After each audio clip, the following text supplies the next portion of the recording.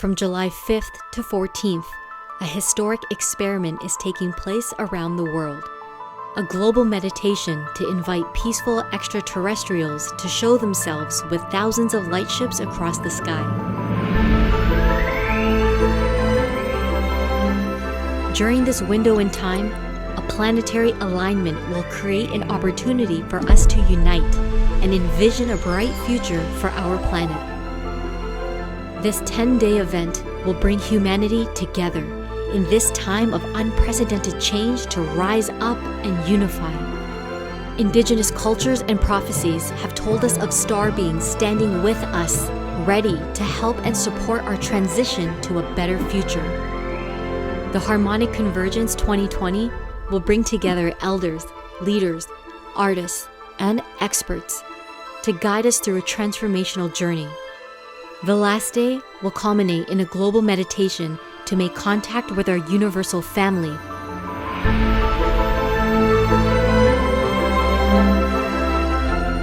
The impact of this collective experience could usher in a new era of unity, love, and reverence for all life. It is time for us to step up and take action to shape the future of this planet. We are human, and we are not alone.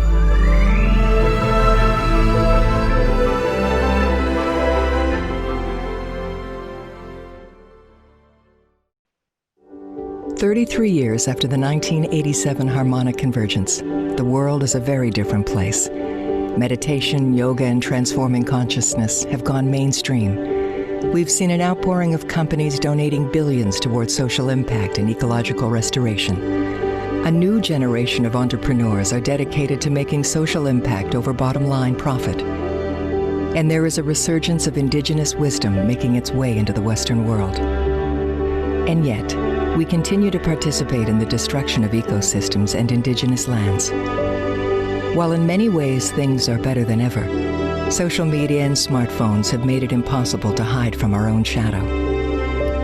We find ourselves in 2020 at an unprecedented time of division. But strong division also provides us with a rare opportunity for profound healing, transformation, and unity. And as we approach another exceptional alignment of planets and prophecy, it's time to prepare ourselves for the Harmonic Convergence of 2020.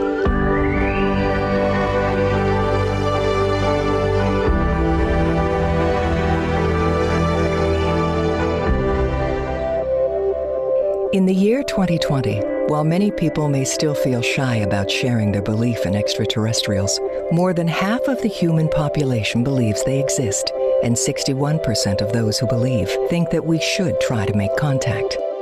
Is humanity ready to accept once and for all that we are not alone through mass contact? Are those who are claiming that they are ETs because they know they exist? I learned about Dr. Stephen Greer and what he was doing teaching people the CE5 protocol, which was a meditative practice that he developed to initiate contact with extraterrestrial intelligence. The CE5 protocol, developed by Dr. Stephen Greer, has resulted in over 30,000 people participating in contact expeditions, many resulting in UFO sightings or even direct contact experiences. And I was skeptical, very skeptical when I first heard about this. And there were a lot of people claiming that they had indeed met extraterrestrials, that they had had face-to-face experiences, in fact, that led to friendships. I was like, I want to look into this. On the fifth night of a 6-day training with Dr. Greer, Mark had a life-changing experience. Right after we meditated, we opened our eyes and we're looking up in the sky, and a ship materialized out of thin air right in front of us.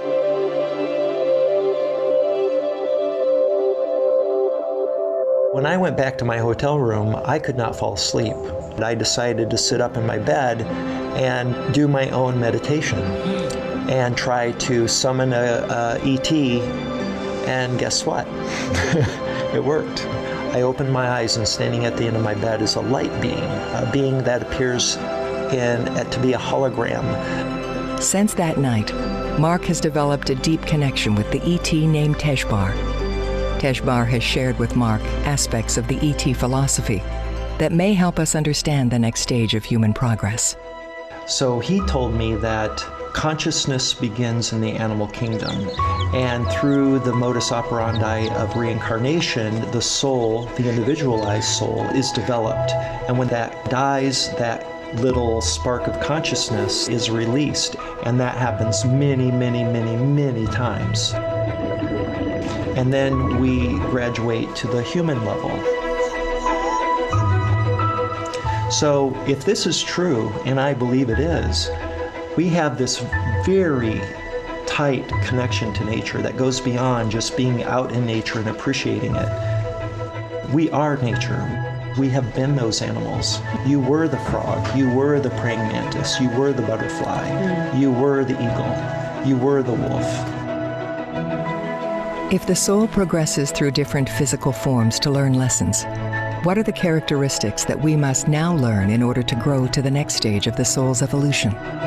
Tejbar said that mastering unconditional love was the key to ascension after the physical death.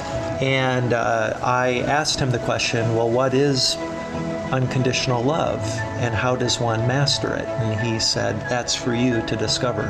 What does it mean to accept and love others unconditionally? And is humanity ready to make the leap? To truly love another human being, you have to first love yourself unconditionally. Only then can you truly love another. Could it be that in the school of Earth, humanity is learning how to love one another? And if we can pass the test, we will graduate to join a universal family of advanced beings. It would appear that we are well along the way to becoming truly civilized. And if we can refrain from committing racial suicide and learn to respect the dignity and brotherhood of man, we can expect eventually to be welcomed into the great cosmic fraternity of the advanced races that inhabit the regions beyond the limits of this little planet. But if we take an honest look at the state of the world today, we may still have some lessons to learn about what it means to be a species of love. One of the things that we are lacking on this planet is a reverence for life. And all the insects and all the mammals and birds and reptiles and amphibians, they all make a tapestry of life that we have lost reverence for. One of the most glaring examples of a lack of reverence for life today is the continued destruction of Earth's ecosystems. Often this comes at the cost of sacred lands that have been protected by indigenous peoples for centuries. Unbeknownst to many, indigenous lands account for about 80% of the Earth's biodiversity. Perhaps there is a reason that they are its protectors. Perhaps a first step toward embodying the principle of love would be to learn from and integrate their wisdom, seeking to protect instead of extract. All of us had gotten away from the purpose of being here, away from the Creator. We are here for purpose. Get the people to come and unite. Unity was the way the people lived before, in harmony. Though despite opportunities for growth, humanity finds itself at an unprecedented time of opportunity to make massive change. We must remember that in the last 100 years, we have increased our technology from the level of horse-drawn wagons to space shuttles, men walking on the moon, computers in the home, etc. If we were studying quantum physics, we would say a particle that's gathering so much momentum and so much energy is preparing to make a quantum leap into the next higher level or the next higher energy state. We are indeed beginning to enter the quantum evolution phase of the human race. Nothing like this has happened before in the context of which it's happening with the technology, and that we're a world community, truly a world community now for the first time. If we recall, millions of people unified for the Harmonic Convergence of 1987.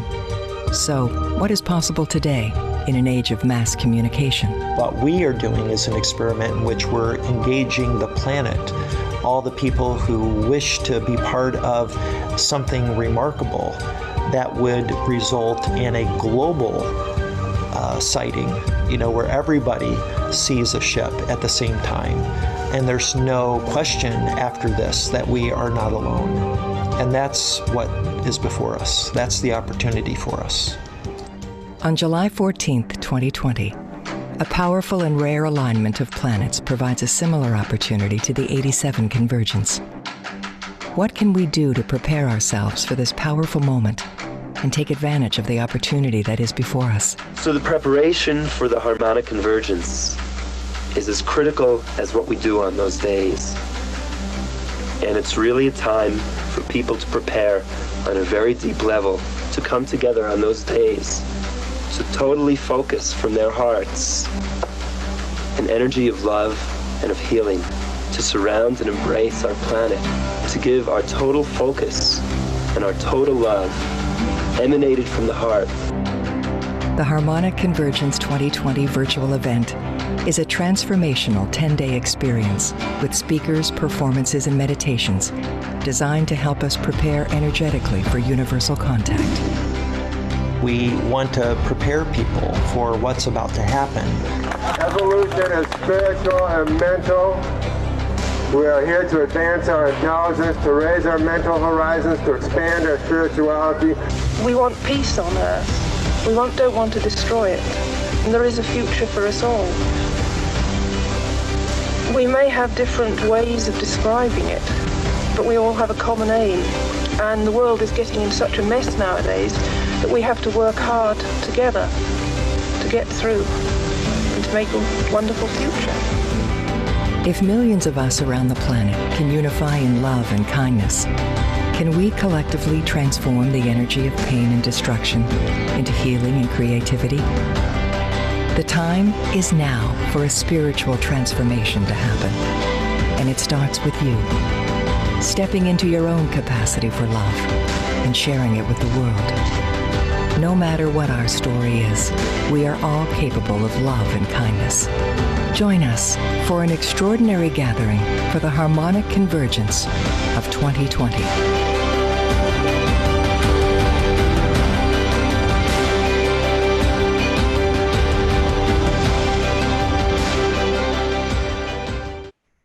And again, for anybody watching new, you can go to thc2020.org. Please, everybody go to thc2020.org, where you can get the information, sign up, and be notified of everything that's happening.